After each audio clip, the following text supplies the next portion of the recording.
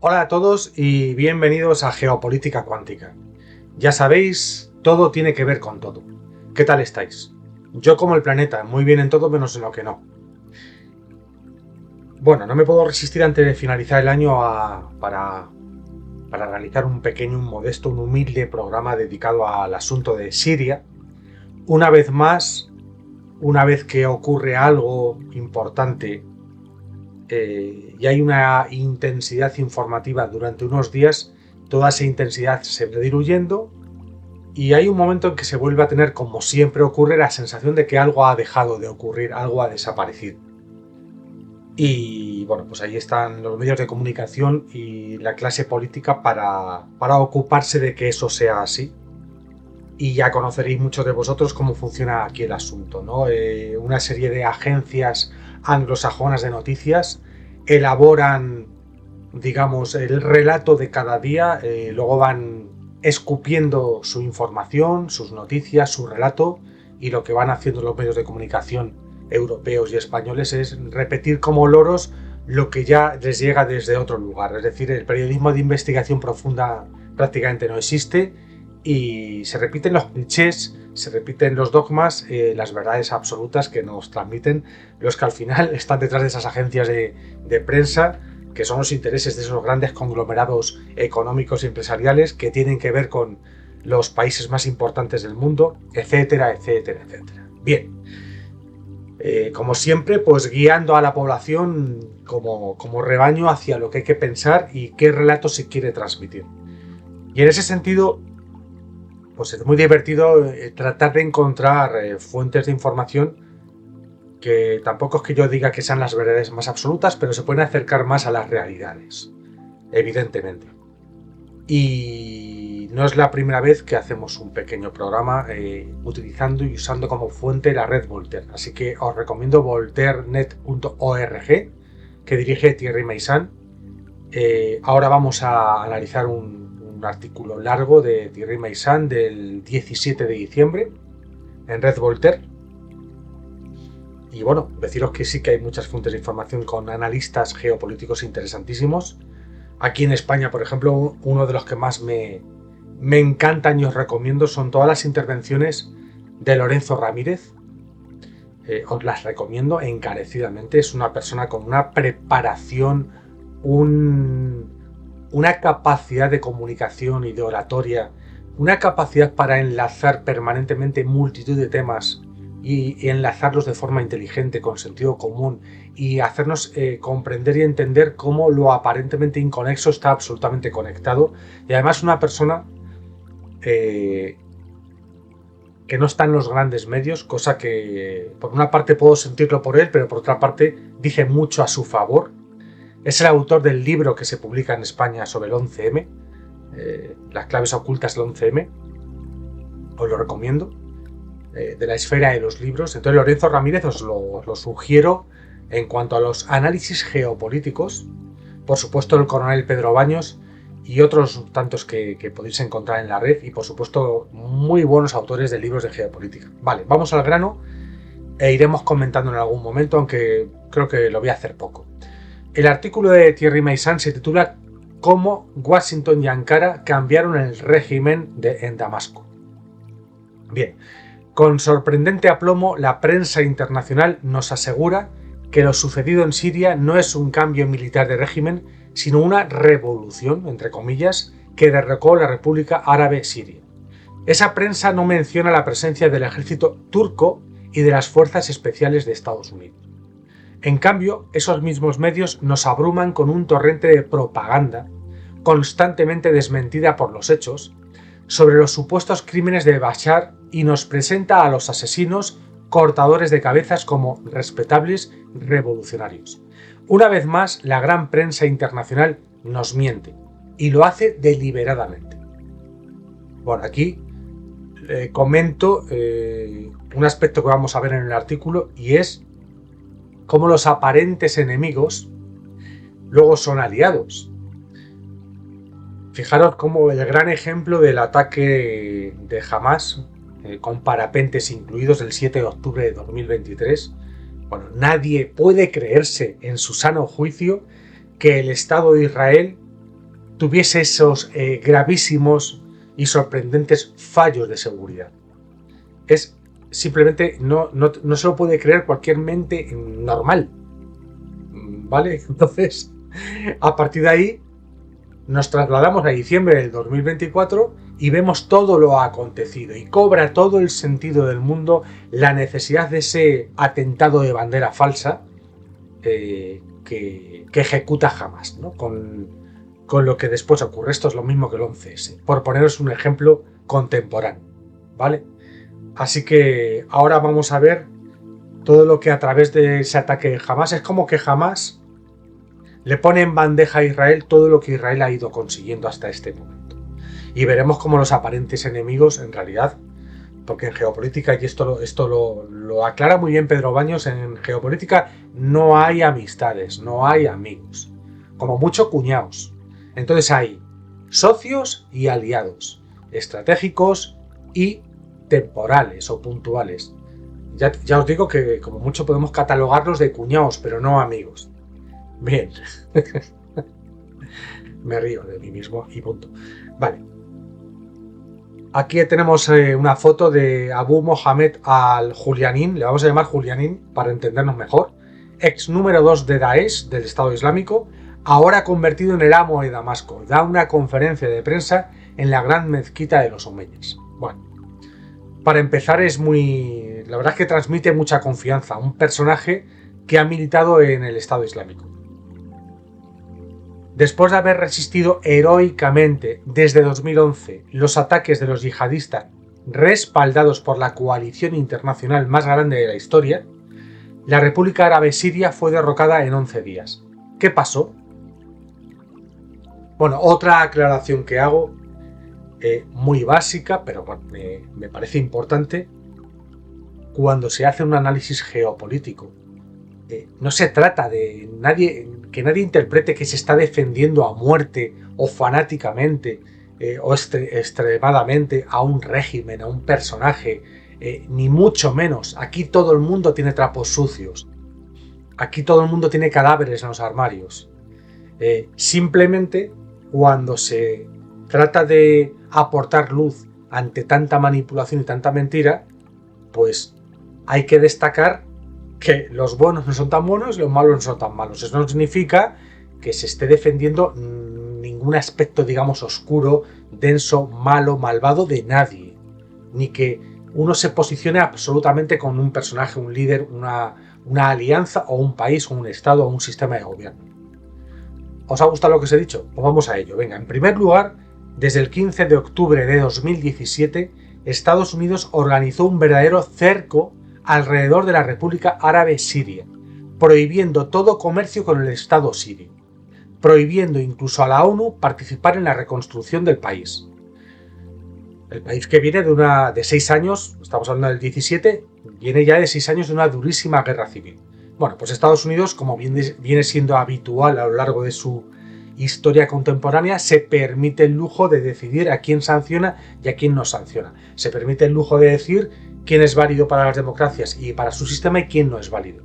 Se permite el lujo de dar lecciones de moral, de ética, de derechos humanos y de democracia llena de aspectos luminosos, ¿no? Entonces, esa es la parte de Estados Unidos tan bonita, del imperio estadounidense, que sigue aplicando como le da la gana. Bien. En 2020, esa estrategia se extendió al Líbano con la Caesar Act estadounidense. Bueno, abajo del artículo os pondré en la caja de descripción el enlace al artículo y abajo tendréis pues anotaciones del autor. Nosotros, los países miembros de la Unión Europea, participamos en ese crimen de las sanciones a Siria. Bien, la mayoría de los sirios estaban mal alimentados. La moneda local se había desplomado por causa de las sanciones. Lo que antes de la guerra, en 2011, valía una libra siria, costaba 50.000 el día que cayó Damasco. Las mismas causas provocan siempre los mismos efectos. Siria fue derrotada de la misma manera que Irak, donde la señora Madeleine Albright, ex secretaria de Estado de Estados Unidos, se vanagloriaba de haber provocado la muerte por enfermedad o malnutrición de 500.000 de niños iraquíes. Por otro lado, si bien quienes tomaron Damasco fueron los yihadistas de Hayat Tahrir al-Sham, a partir de ahora diremos THS, en realidad no fueron ellos quienes lograron la victoria en el plano militar. Claro que no, y aquí entra lo que muchas personas, claro, también nos preguntábamos. O sea, estos tipos del THS en pocos días se hacen con Siria, se hacen con Damasco, sin ninguna aparente lucha o defensa o resistencia del régimen de Siria. Bien, sorprendente, ¿no? Bueno, ahora veremos. El 27 de noviembre el grupo yihadista THS, armado por Qatar y orientado por el ejército turco, disfrazado este último del ejército nacional sirio, tomó el control de la autopista M4 que se había designado como línea de alto el fuego.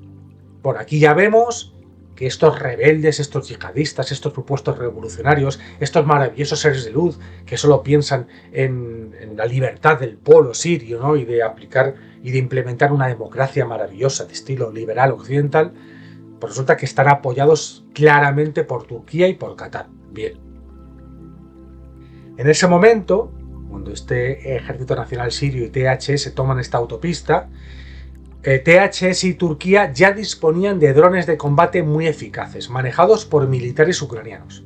¿Ven? Todo se va mezclando. Bien. Además, HTS, parece la marca de un champú, por cierto. HTS había movilizado a la colonia uigur, una etnia china que practica el Islam, del Partido Islámico del Turquestán, atrincherada en Alzambaki desde hace 8 años. O sea, ya entran aquí aparte de Qatar y Turquía apoyando a este conglomerado de yihadistas, pues aparecen militares ucranianos y aparece esta etnia china, los uigures, que practican el Islam. Tenéis mucha información en la red sobre el conflicto del gobierno de China con respecto a los uigures. Vale. Y aquí entra también el Partido Islámico de Turquestán, atrincherada en Alzambaki desde hace 8 años. Bien, esos hechos demuestran que hay una fusión entre los teatros de operaciones israelí, ruso y chino. Vale, por lo tanto, ya trascendemos el escenario regional de Oriente Próximo. Esto ya tiene connotaciones internacionales potentes. Estados Unidos, China y Rusia. Después estas fuerzas atacaron Alepo, la segunda ciudad en importancia de Siria, defendida hasta entonces por los guardianes de la revolución iraníes, que se retiraron de allí sin previo aviso, dejando sola a la pequeña guarnición del ejército árabe sirio, digamos el ejército regular de Damasco. Vale, aquí ya entra Irán. Al comprobar la desproporción entre las fuerzas, el gobierno sirio ordenó a sus tropas replegarse hasta la ciudad de Hama.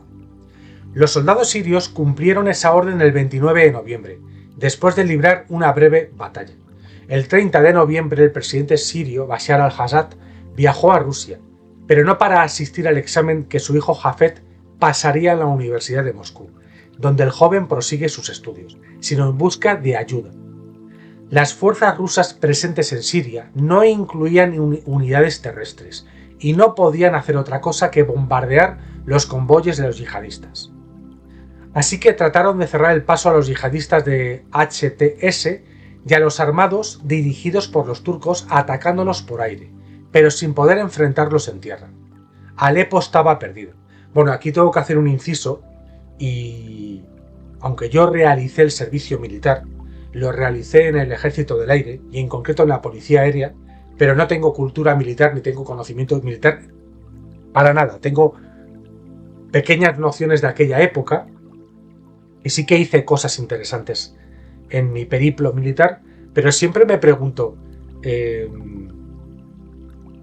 hablo desde el desconocimiento y la ignorancia y seguro que muchos me podéis dar información o rebatir, pero me llama la atención que la aviación rusa esté tan limitada a la hora de parar esos convoyes de yihadistas, que sea tan limitada esa fuerza para poder frenar de lleno o bastante a esas columnas o esos convoyes, ¿no?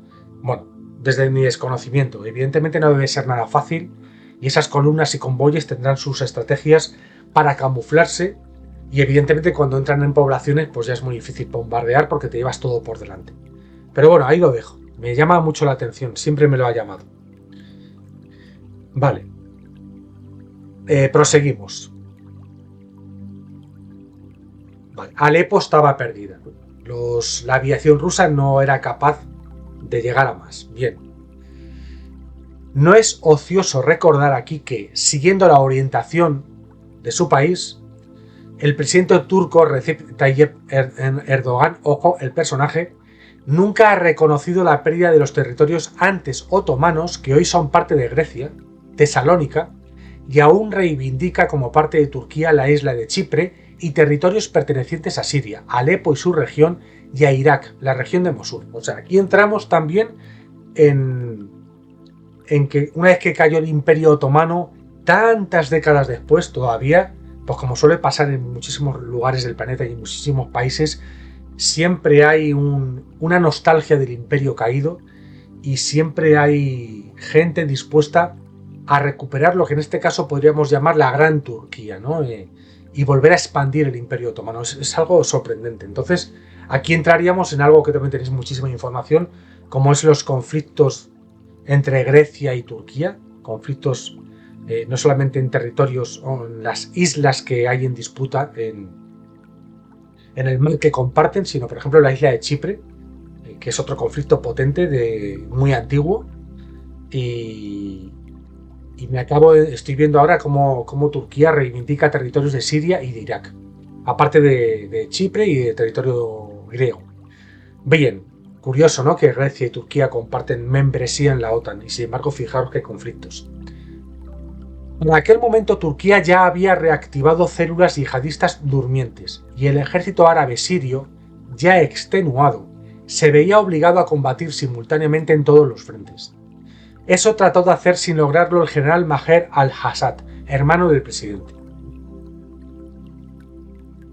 Ali Larijani, el enviado especial del guía de la revolución iraní, Ali Khamenei, viajó entonces a Damasco para explicar al presidente sirio la retirada de los guardianes de la revolución en Alepo y proponer el envío de ayuda militar de la República Islámica de Irán bajo ciertas condiciones. Bueno, recordar aquí el eje chiita tan importante en ese juego de equilibrios y de poder que es Oriente Próximo. Irán, para ayudar a Hezbollah en Líbano, necesita a Siria, el territorio sirio. Y fijaros las connotaciones que está teniendo la caída del régimen sirio con respecto a ponerle en bandeja a Israel un montón de asuntos, como es ese corte de comunicación, ese corte estratégico de Irán con Líbano y con Hezbollah.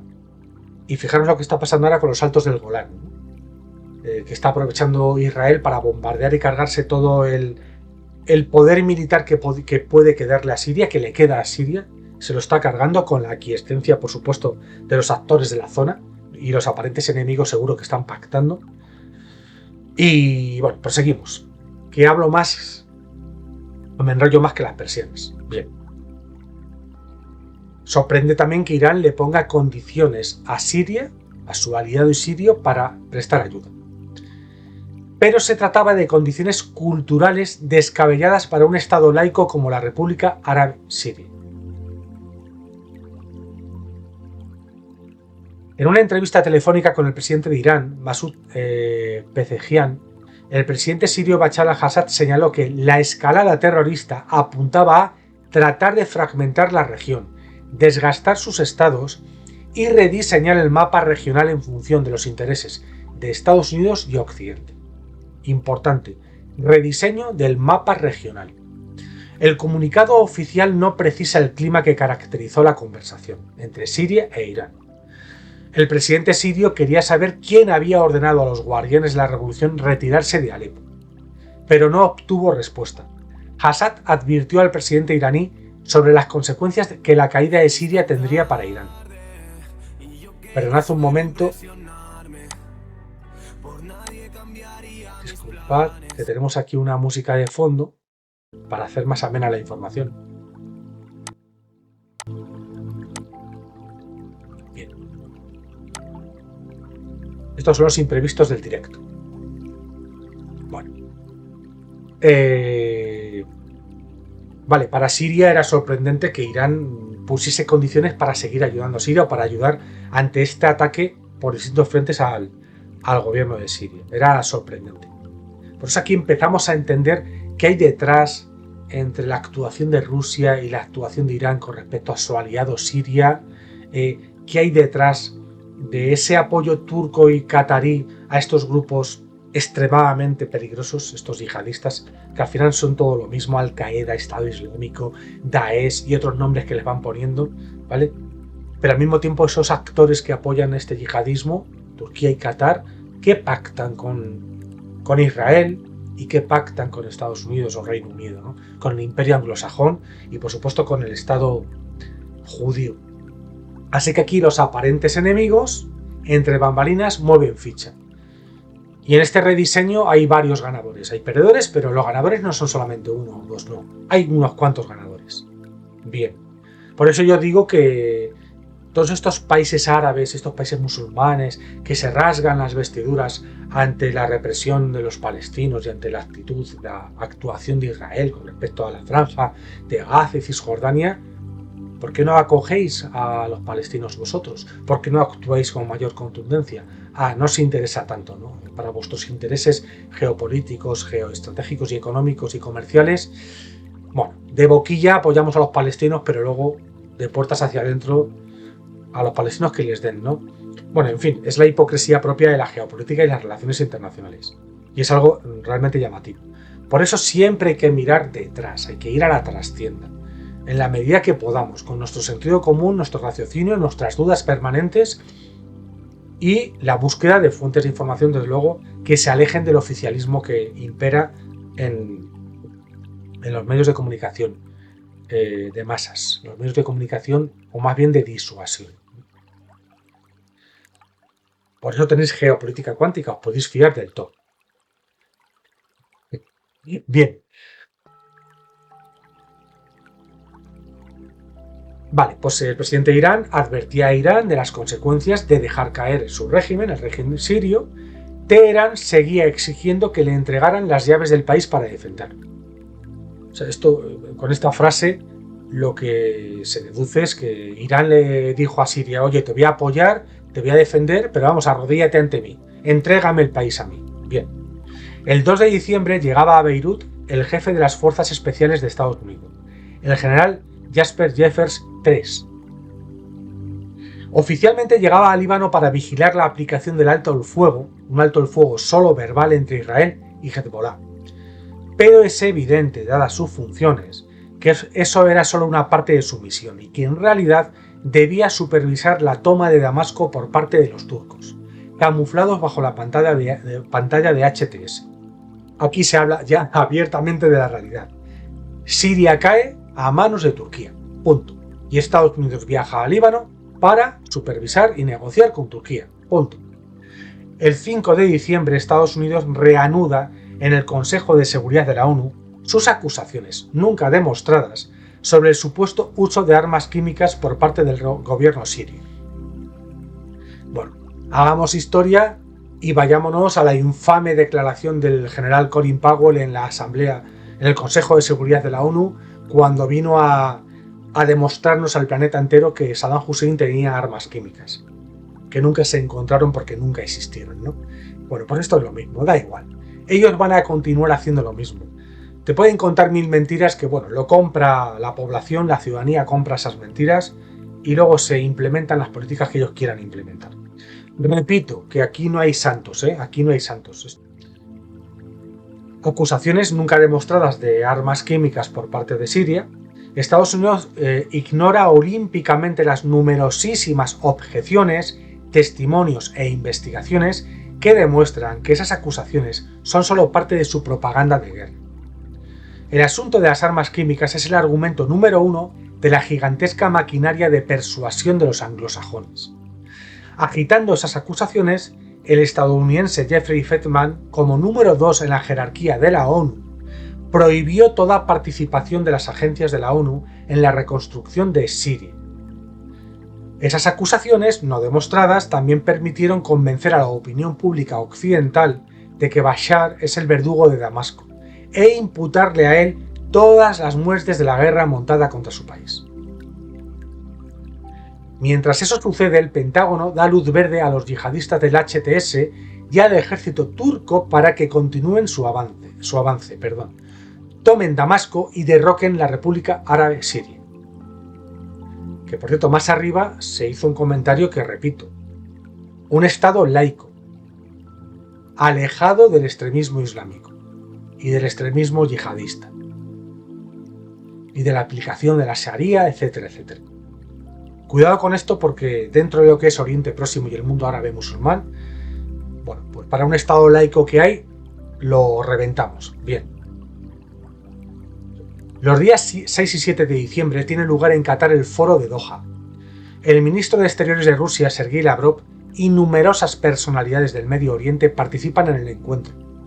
Al margen del foro, se dan garantías a Rusia, que representa al presidente Assad, de que los soldados del ejército árabe sirio, el ejército regular de Damasco, no serán perseguidos y que las bases militares de la Federación Rusa no serán atacadas. También se garantiza a Irán que los santuarios chiitas no serán destruidos. Recordemos que la rama minoritaria, bueno, en el Islam hay dos ramas principales, el sunismo y el chiismo.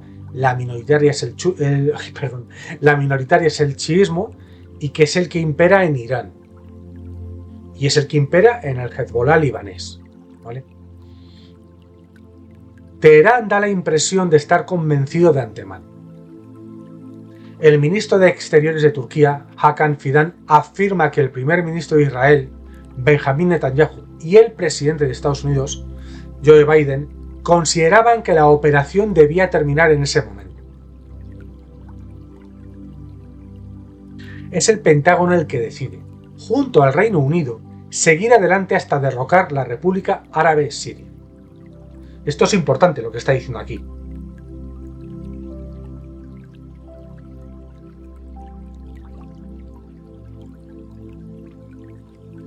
Por lo que dice, Israel y la presidencia estadounidense dicen, bueno, hasta aquí llegamos, ¿vale? Vamos a parar. Pero es el Pentágono el que decide, junto al Reino Unido, seguir adelante hasta derrocar la República Árabe Siria. Por lo tanto, esto una vez más nos demuestra que dentro de un país, dentro de un Estado, hay diferentes familias, diferentes facciones, diferentes intereses, y puede ser que la Casa Blanca vaya por un lado y el Pentágono por otro. El 6 de diciembre en Nueva York, el Consejo de Seguridad de la ONU adoptaba la resolución 2761, cuyo texto autoriza a no tener en cuenta las sanciones impuestas a los yihadistas cuando se realicen operaciones humanitarias. En otras palabras, la ONU, que antes nunca había autorizado la ayuda a las poblaciones que sufrían el yugo del Daesh, autoriza abruptamente que se comercie con HTS. O sea, la ONU es simplemente una marioneta de las grandes potencias y por supuesto, del imperio anglosajón y de Israel. Punto. Ese brusco cambio de posición del Consejo de Seguridad corresponde a las instrucciones del consejero de las Naciones Unidas, Noam Chomsky. En febrero de 2021, cuando trabajaba para George Soros, ese personaje ya proponía optar por la flexibilidad hacia los yihadistas de HTS. En fin, que meto sanciones a Siria o meto sanciones a Rusia, pero oye, si en un momento dado me interesa comerciar con los extremistas islámicos, pues comercio con ellos. Aquí paz y después gloria. El mismo 6 de diciembre, CNN, un brazo mediático del Estado Profundo estadounidense, transmite una entrevista del líder de HTS, Abu Mohammed al-Julianin. Ya dije que le vamos a llamar Julianin. La entrevistadora, la periodista Yomana Karadesh, da relieve a ese personaje, a pesar de que el sitio web Rewards for Justice, bueno, mi inglés es refinado como no vais a encontrar en la red. Vale, entonces, el sitio web RFJ del Departamento de Estado de Estados Unidos sigue ofreciendo una recompensa de $10 millones por toda información que permita la captura de este líder yihadista, del Julianin. Pero no, aún así la CNN le entrevista. Perfecto. El 7 de diciembre, HTS y Turquía toman la cárcel de Setnaya, hecho importante para la propaganda de guerra que la presenta como el matadero humano. Es decir, que aquí todo el mundo detiene, aquí todo el mundo tortura, aquí todo el mundo reprime, pero ahora viene la campaña propagandística con esa cárcel para que la opinión pública internacional y la occidental especialmente digan: ¡oh, qué horror! El régimen de Siria, fijaros lo que tenían ahí, las barbaridades que hacían. ¡Oh, liberadnos! ¡Qué maravilla de yihadistas! ¡Qué maravilla de Estado Islámico! ¡Qué maravillosos seres de luz que nos liberan del horrible régimen sirio! Y acordaros esos días de campaña mediática constante con todas las puñeteras imágenes de esa cárcel.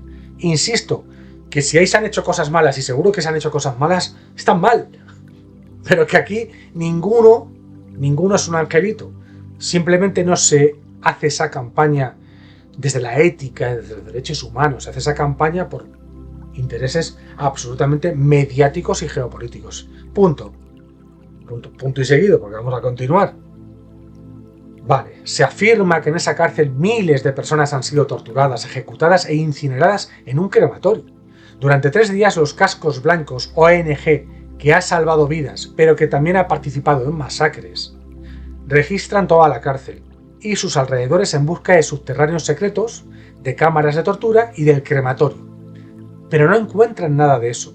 Finalmente, la periodista Clarissa Ward muestra en CNN la liberación de un prisionero que no había visto la luz del sol en 3 meses, pero que se ve limpio, bien vestido y con las uñas de las manos bien cuidadas. Es decir, operación propagandística, operación de marketing, puesta en escena, obra de teatro. Y así todos tan contentos porque ha caído el horrible y diabólico régimen de Bashar al-Assad y gracias a Dios estos seres de luz del yihadismo islámico nos han salvado. Ahora todos podremos pasar estas navidades mucho más felices y contentos. Las acusaciones de torturas y ejecuciones sumarias contra el gobierno de Assad son especialmente malintencionadas y sobre todo injustificadas. La prensa occidental no dice que, desde 2011, Bashar al-Assad impartió instrucciones que prohibían expresamente toda forma de tortura y que creó un Ministerio de Reconciliación Nacional encargado de facilitar la reintegración a la sociedad de los sirios que en algún momento se habían unido a los yihadistas. Bueno, pues esto es una información que no se da. De esto nos enteramos ahora por medios alternativos. Te hago en la obra de teatro la gran campaña mediática intoxicadora, pero no te cuento esta medida que tomó el gobierno sirio, que insisto, me puedo creer más o menos esta medida, me puedo creer más o menos la operación mediática con respecto a la cárcel, pero prefiero tener todos los elementos encima de la mesa, o cuantos más mejor, para yo poder decidir hacia dónde llevar mi idea de lo que está pasando.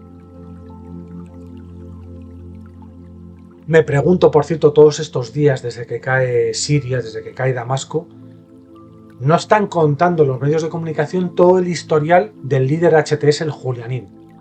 Este tipo, cuando lo veáis en la tele, que está saliendo mucho, y le entrevista a la CNN, preguntaros su historial. ¿En qué tipo de crímenes ha participado este personaje?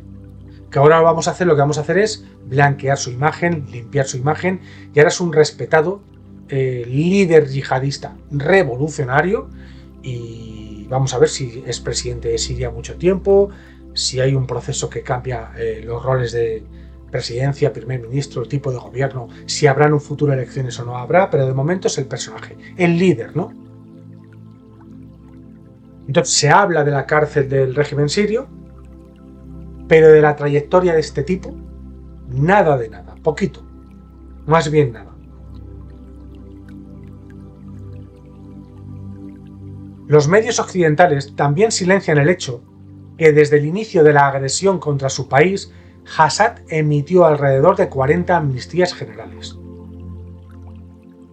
Todas aquellas revoluciones árabes, que todas están manejadas por el imperio anglosajón, manejadas por Estados Unidos, incitadas de forma artificial, luego me hace gracia cuando se acusa de injerencia en los asuntos internos a países como Rusia. Que sí, que aquí todo el mundo se mete en los asuntos internos de otros, porque es una batalla permanente, pero que Estados Unidos se queje de la injerencia en sus asuntos internos de otros países, Estados Unidos. Tiene cojones la cosa. Bien, el 8 de diciembre el presidente Bashar al-Assad ordena a sus soldados deponer las armas. Damasco cae sin resistencia. Los yihadistas despliegan inmediatamente banderolas que ya traían con ellos y enarbolan el símbolo del nuevo régimen. Abu Mohammed el-Julianí, su verdadero nombre es Hamed al-Shara, emir de HTS, excombatiente de Al-Qaeda y posteriormente número 2 en la jerarquía del Estado Islámico, del Emirato Islámico, también conocido como Estado Islámico, EIL, ISIS o Daesh, toma el poder en Damasco.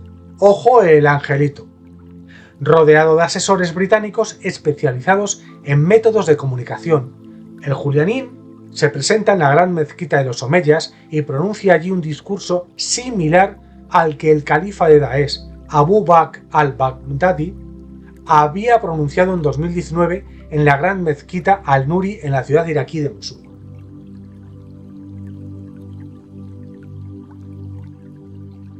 O sea, que no os creáis que las imágenes que vemos son todo tan cutres y tan improvisadas, ni mucho menos. Asesores británicos en comunicación.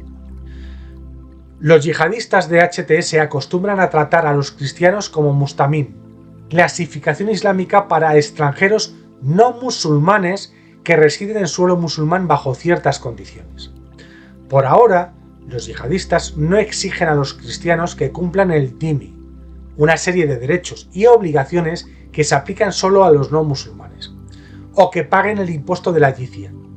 No fue hasta septiembre de 2022 que los yihadistas permitieron por primera vez en 10 años una ceremonia en honor de Santa Ana en la iglesia armenia de Al-Yaqubiyya, en la zona rural de Jis al-Shugur al oeste de Idlib, una provincia siria. O sea, aquí vemos la tolerancia de esta gente con respecto a otras confesiones religiosas, y en concreto con los cristianos. No hace falta ser católico ni ser cristiano, se puede ser ateo y denunciar los comportamientos de muchos extremistas islámicos, no solamente aquí, sino en muchos lugares del mundo.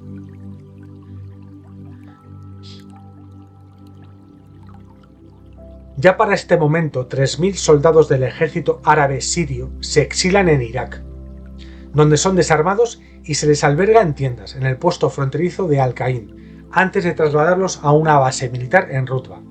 El gobierno iraquí anuncia que está tratando de obtener garantías para que puedan regresar a Siria. Fíjate tú. El mismo 8 de diciembre, el ejército de Israel inicia una gran operación de destrucción de todo el material de guerra y las fortificaciones del ejército árabe sirio. Vale, o sea que Israel aprovecha la coyuntura para hacer de Siria un país ya inofensivo de cara a sus intereses. Perfecto. Con la complicidad de todos los actores que hay entre bambalinas. En 4 días, 480 bombardeos aéreos israelíes destruyen la marina de guerra siria y numerosas fortificaciones e instalaciones militares sirias, principalmente los depósitos de armas y el equipamiento antiaéreo. Simultáneamente, los principales científicos sirios son asesinados. Repito, los principales científicos sirios son asesinados. Luego de visitar fortificaciones sirias vacías con un grupo de periodistas, un comandante general israelí declara a sus invitados: "Está claro que nos quedaremos aquí por un tiempo, estamos preparados para esto". Vamos, lo que te está diciendo es que hechos consumados. Israel se va a quedar en parte del territorio sirio que no le pertenece en justicia. Aquí lo vamos a ver. En el Golán, ocupado por Israel, los altos del Golán, ocupados por Israel desde la Guerra de los 6 días en 1967, en el Golán ocupado por Israel, las tropas israelíes cruzan la línea de alto el fuego y ocupan más terreno en Siria. Según el ejército de Israel, esas tropas están creando una nueva zona de seguridad. Con 2 cojones. Siempre hay un eufemismo para justificar lo que tú quieras justificar. Para proteger la zona de seguridad que ya existía. O sea, la reprotejo. En otras palabras, se trata de una nueva anexión. Israel gana terreno que no le pertenece a Siria. De hecho, Israel anexa el monte Hermón, desde donde puede vigilar toda la región. Por cierto, el monte Hermón muy importante, los caballos de Troya de la obra de J.J. Benítez. Esto es un apunte que no viene a cuento, pero monte importante en la obra Caballo de Troya. Hermón o Germón, como se diga. El 9 de diciembre el general Michael Kulila, jefe de las fuerzas de Estados Unidos en el Medio Oriente, viaja a Amán, la capital jordana, para reunirse allí con el general Youssef al-Nahyaty, el jefe del Estado Mayor jordano. El general Kulila reafirma a su interlocutor el compromiso estadounidense de apoyar militarmente a Jordania ante cualquier amenaza que pudiese venir de Siria durante el periodo de transición inicial.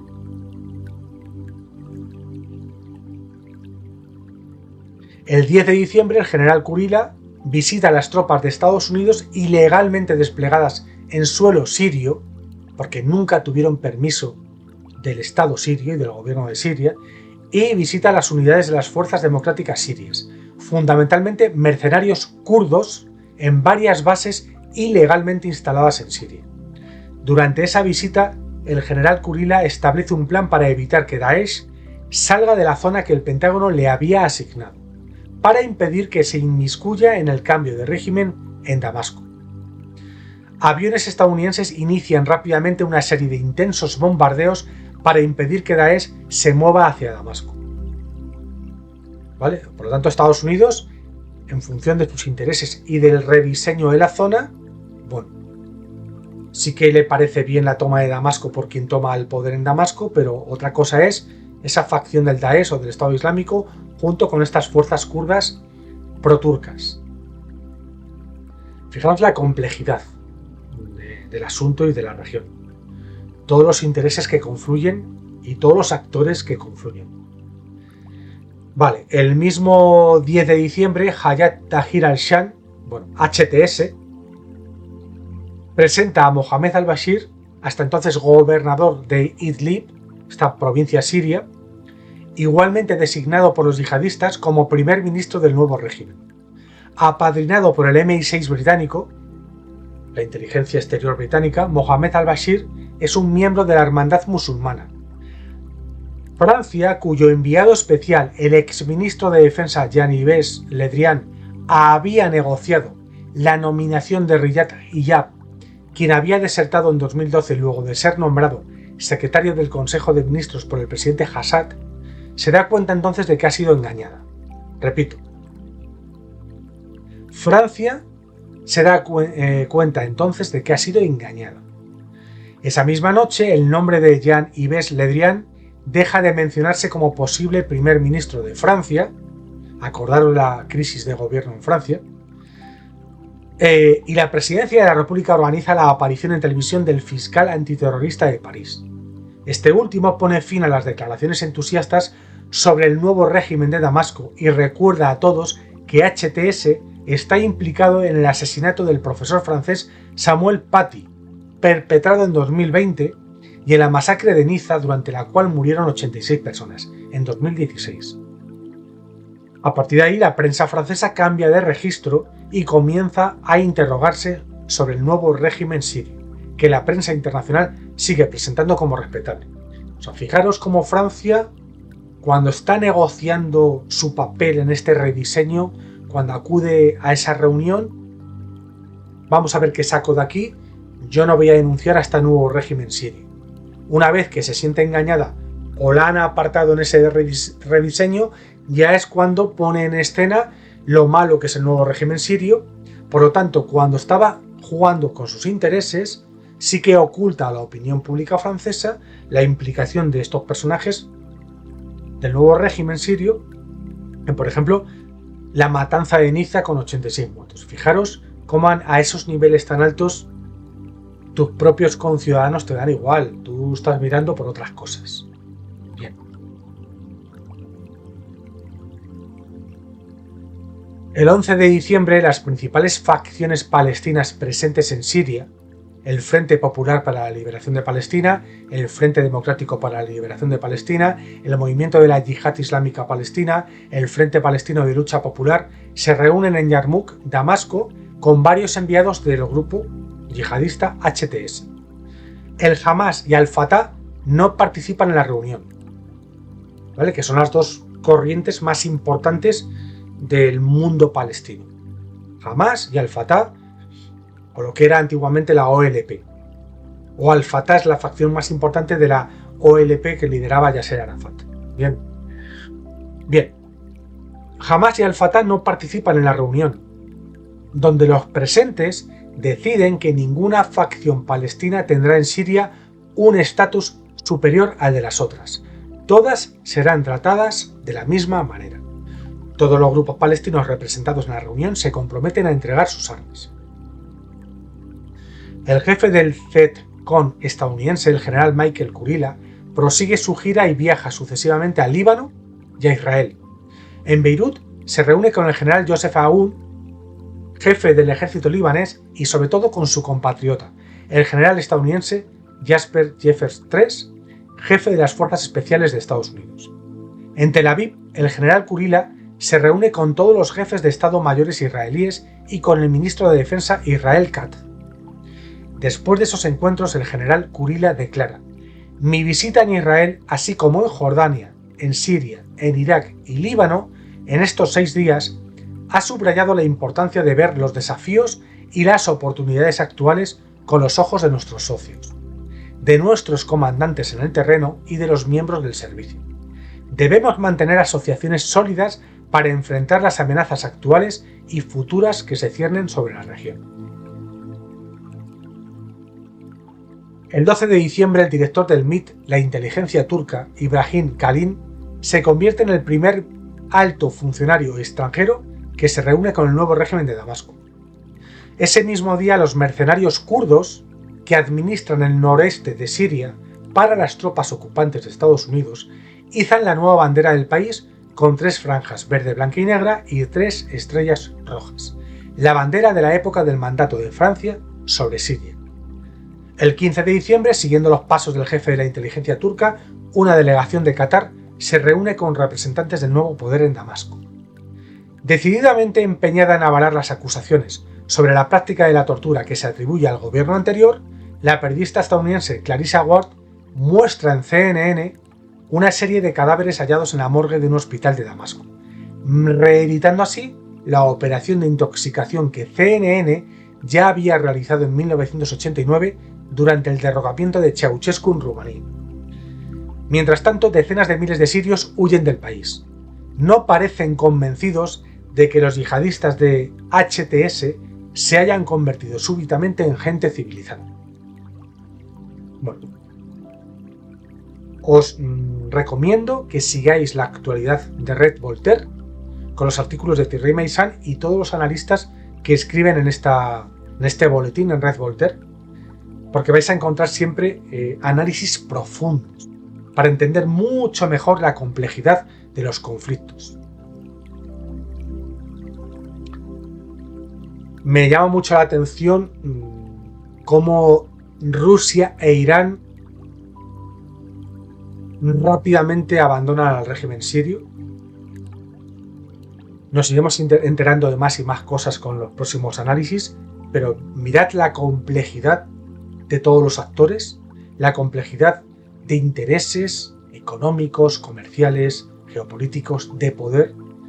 Recordemos que las 2 potencias en Oriente Próximo regionales son Irán y Arabia Saudí, y que las 2 mueven todos sus peones permanentemente, y a su vez cada una de esas 2 potencias regionales tienen como padrinos a otras potencias más grandes a nivel internacional.